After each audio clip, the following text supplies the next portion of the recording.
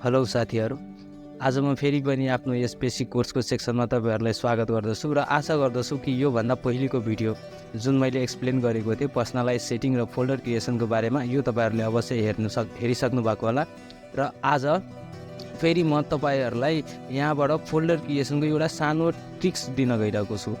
त्यसपछि हामीले यहाँबाट वर्ड स्टार्ट गर्ने हो, MS word Microsoft office start गर्ने हो। बट त्यो भन्दा पहिले एउटा सानो ट्रिक्स है फोल्डरको बारेमा कि हामीले फोल्डर आइकनहरु कसरी क्रिएट गर्ने। जस्तै फोल्डर आइकन चाहिँ भनेको के हुन्छ भन्दाखेरि अहिले हाम्रो फोल्डर हेर्नुस्, यो फोल्डरको आइकन कस्तो छ। हामीले कुनै पनि फोल्डर क्रिएट गर्दाखेरि त्यो फोल्डरको आइकन कस्तो हुन्छ त, यस्तो टाइपको हुन्छ। भने हामीले यस्तै आइकन कसरी बनाउने त। जस्तै मैले एउटा फोल्डर बनाइसकेको छु, म यसलाई डिलिट गरेर एकचोटि फेरि गरिदिन्छु। राइट क्लिक गर्नुस्, न्यूमा जानुस्, फोल्डर बनाउनुस् एउटा 001122 सरी यसलाई नाम हटाउनु पर्ने 001 नम्बर लक लागेर रहेछ मेरोमा, सरी।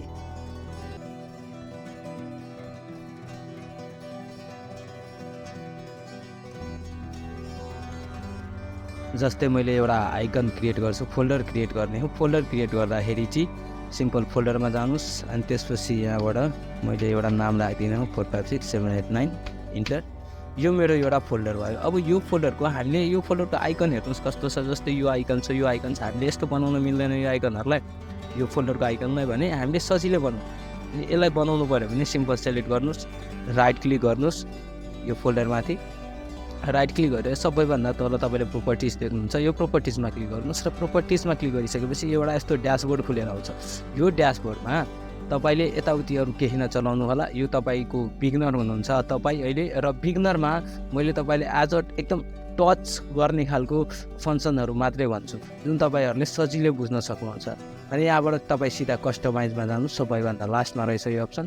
र कस्टमाइजमा गइसकेपछि यहाँ तपाईले देख्न सक्नुहुन्छ सबभन्दा तलतिर फोल्डर आइकन भनेर छ। अनि यो फोल्डर आइकनमा यहाँ तपाईले चेन्ज आइकन एउटा बक्समा देख्न सक्नुहुन्छ। यो चेन्ज आइकनमा क्लिक गर्नुस् र अब यहाँबाट तपाईले कुन आइकन चाहिएको छ। जस्तै मलाई यहाँबाट मैले यो ट्री खालको आइकन लिन्छु। यसलाई मैले लिएर ओके गरेर अनि त्यसपछि यसलाई एप्लाई गर्ने बित्तिकै अनि त्यसपछि यहाँ हेर्न सक्नुहुन्छ तपाईले यो आइकन मेरो चेन्ज भएर आइसकेको छ।